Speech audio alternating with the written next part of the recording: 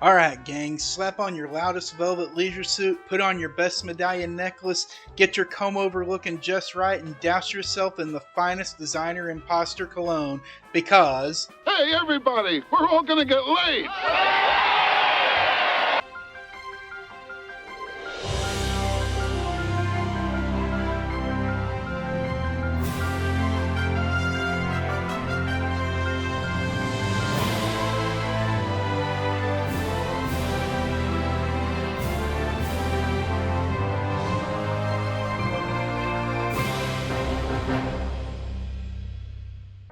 Leisure Suit Larry was developed by Sierra Online and released in 1987 for the PC and Apple II.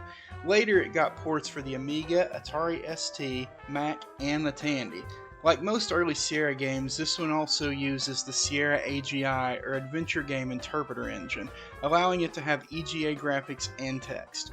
By today's standards, it's pretty primitive, but in the mid to late 80s, it was a revolutionary engine that allowed for state-of-the-art graphics and a somewhat conversational text input in your games. The game was later re-released by Sierra in 1991 using their newer SCI, or Sierra Creative Interpreter Engine, that gave players improved VGA graphics and the ability to play using the familiar point-and-click controls that became standard for most 90s adventure games.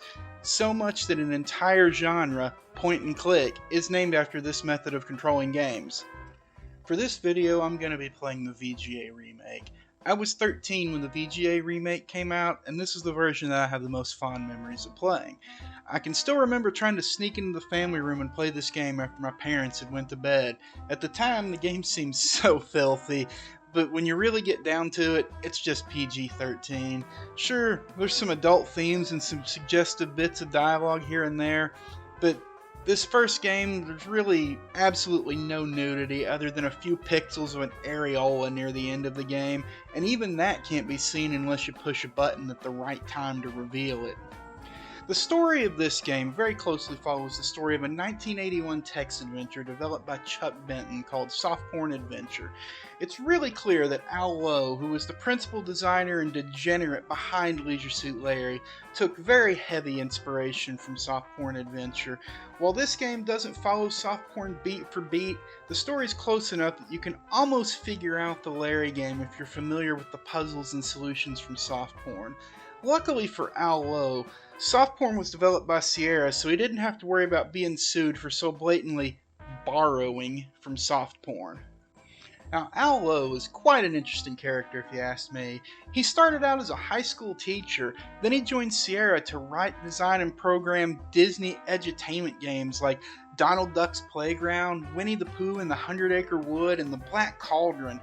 After Sierra lost the license to make Disney games, Al pushed Sierra boss Ken Williams to let him remake Soft Porn using the, at the time, brand new AGI engine. I have to imagine Al said things like, "Come on, guy, don't be such a square. Just let me make the game, Ken. Come on, I'll put you in it. You know you want to be in the game. Come on, let me make it." And if the character in the game's anything to go by, Ken is an egomaniac and a glory hound, so I can only imagine that he readily agreed to Al's proposal and ordered him to get to work immediately and to make sure that the Ken character was done just right. In this game, you're going to follow the story of Larry Laffer, a hapless 40-year-old virgin who's still living in his mom's basement. No, really, that's what's actually written in the manual. You have to help Larry on his quest to get lucky and lose his virginity by the end of the night. That's right, you only have till the end of the night to get this done, and the game's time does advance in real time. You start the game standing out in front of Lefty's bar at 10 p.m. and you have exactly 2 hours to complete the game. Otherwise, you'll automatically lose. In my playthrough, I finished in just over 30 minutes, but I already knew the solutions to the puzzles. If you don't know the puzzles and you don't use a guide, this game could end up stumping you a little bit, but it's really not likely because it throws a tons of hints at you the whole way through. It's almost impossible to not be able to figure out what to do in this game. Most of the puzzles you have to solve are in the form of a woman. I know, a woman is a puzzle, who knew? But you've only got 4 of them that you have to deal with, and that's Faith, Fawn, Eve, and a nameless working girl. All of them give you not so subtle hints on what you have to do to gain their affection, or otherwise get them to do whatever it is you need them to do at the time. Except for the working girl. But if you can't figure out what you need to do with a working girl, I really don't know what to tell you. The only other puzzles in the game are really minor, like finding a way to get into Lefty's back room, getting the pimp in the back room to move out of your way so that you can go see the working girl, and things like that. As was common in the late 80s and early 90s adventure game genre, this game does have several pitfalls that you can get into that will flat out kill you without any warning. But mercifully, it doesn't have any situations where you can just miss out on an important item and find yourself in an unwinnable state later on. King's Quest. I couldn't find a single instance where I would have been in a situation where I just couldn't win because I missed something earlier in the game and couldn't go back and get it. There are times when you're going to need items that you could have picked up, and if you didn't pick them up, you need to go get them, but you can just leave and go get them. Another key thing to pay attention to is that this game requires Larry to spend money to accomplish his goals. Like they say, you gotta spend money to make money, and I mean, he's not trying to make money, but he's trying to make some love, so you gotta spend some money to make that happen, I guess. This game only has 5 locations, but out of those 5, only 2 of them are adjoined to where you can walk to them. So every other place you go to, Larry has to hail a cab and take a ride. Now these rides aren't free. In the VGA version I played, Larry's given a menu to choose where he wants to go.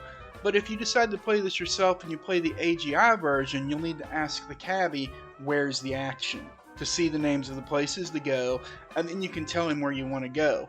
Also, be sure you pay the cabbie by either typing pay fare in the AGI version or dragging your wallet over the cabbie in the VGA remake. He doesn't take kindly to balding loser virgins who try to skip out on paying him, and we all know Larry's a lover and not a fighter, so it's a situation you don't want to be in. Anyway, like I was saying, you need money. And the only way to actually get money in this game is to go to the casino and gamble. Now you can play some slot machines or you can play a blackjack game. In the AGI version, the blackjack game has a human dealer, and in the SCI version, it's a video blackjack. In the AGI version, it's much quicker to play the slot machine, but in the SCI version, it's much quicker to play blackjack. In both games, though, the best way that you can stack that paper is the exact same way.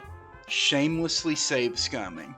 Choose the game you want to play, place your max bet, and then save right before you pull the lever or get your hand dealt to you. If you win, increase your bet to the max again, save again, and play your hand again. If you lose, just reload and try again. If you use this method, it's really easy to rack up enough money for the entire game in just a few minutes. The prices of the items are different between the 2 versions of the game. Some of them are almost double in the SCI version, but in general, if you pick up around $500 at the start from the casino, you'll have enough to make it all the way through most of the game. The only time you have to come back is you have to make money to earn a few cab rides after a pivotal event happens in the game. This game is quirky to say the least, but it's an enjoyable experience. I've played through this game several dozen times since 1991 using both the AGI and SCI engines. Both have their own unique quirks and charms, and I won't say one version's better than the other. I simply just prefer using the SCI version because it's the one I played back in the day when I was a kid, and it gives me little nostalgia memories. The game's story is short and sweet, so if you got a free half hour, you can easily finish this game using a guide. And if you don't want to use a guide, you can probably figure it out on your own if you set aside about 45 minutes to an hour. The puzzles aren't hard, and hints are given to you all over the place. I mean, there's situations where the girls will literally tell you what item they want you to give them if you just pay attention. Another thing I should mention is that this game has an age verification. When you first start the game up, it's going to ask you how old you are, then ask you some questions that a person who was that age between 1987 and 1991 should know the answers to. Now, I'm someone who lived through the entirety of the 1980s, so I didn't have any difficulty with these questions at all, but if you're not an old bastard like me, there's probably a chance that you're not going to know the answers and get kicked back to your DOS prompt. Luckily, it's 2022 and these answers have been online for decades. I'll put a link in the description to the questions and their answers from Al Lowe's personal website, or you can use the key sequence Ctrl-Alt-X to bypass the age verification. One thing to keep in mind is depending on how you choose to play this game, that key combination might also close the emulator. I know with ScumVM, Ctrl-X will close it. I'm not sure if DOSBox will close if you hit Ctrl-X or Alt-X, but I know ScumVM does. Now the next thing I need to mention about this game is how you play it. It's from the late 80s or early 90s depending on which version you're playing, so you're not going to get to play on your modern PC without some form of emulation. Now there's some options out there, and there's quite a few to be honest, but the most popular ones are going to be ScumVM, DOSBox, PCEM, or 86box. Personally, I like to use 86box, but it isn't as user-friendly as DOSBox or ScumVM, because with 86box, it's not a software emulator, but a program emulating an entire computer. So what you have to do is you have to configure the computer, install the operating system and drivers, and get everything working before you can even think about installing and playing games on it. Best option for most people is going to be ScumVM or DOSBox, depending on your preferences. ScumVM is a lot more user-friendly. You just import the games like ROMs and run them, but it's only compatible with certain games because it was originally developed to play old LucasArts games. It's even right there in the name. Scum stands for Scripting Utility for Maniac Mansion. It's a tool that LucasArts used to create that game, and then later games such as Day of the Tentacle and Full Throttle and things like that. And VM, of course, stands for Virtual Machine. DOSBox is going to be compatible with more games, but it takes a bit more work sometimes to get things working. You still need to know some basic DOS commands, like how to list directories and launch executable files, and sometimes the games are going to run way too fast or way too slow, and that's going to require you to dig into the configuration files and make adjustments to things like your CPU cycles. And sometimes you just have to mess around with the sound emulation, especially if you're wanting to do something like get that really cool MIDI music, which is going to require an external program if you're using DOSBox. For ease of use, I'd say ScumVM is the winner, but if you want the most authentic experience, then you're going to want to use 86box or PCEM. Now, 86box and PCEM are basically the same thing with some minor differences here and there. It's really not in the scope of this video to go into, but unless you already have a preference for PCEM, just use 86box if you decide to go this route. DOSBox is going to be your middle of the road option. It's not as easy to use as ScumVM, but it's more versatile, and while it's easier to use than 86box, it's a more basic experience. This game's definitely worth playing if you want to pick up a copy. Now, I'm not going to advocate that you raise the black flag and start sailing the high seas to pick up a copy, so I'm just going to let you know Leisure Suit Larry's Greatest Hits and Misses is on GOG.com for $9.99, and it includes the first 5 games. There's no Larry 4, so it's 1, 2, 4, 5, and 6.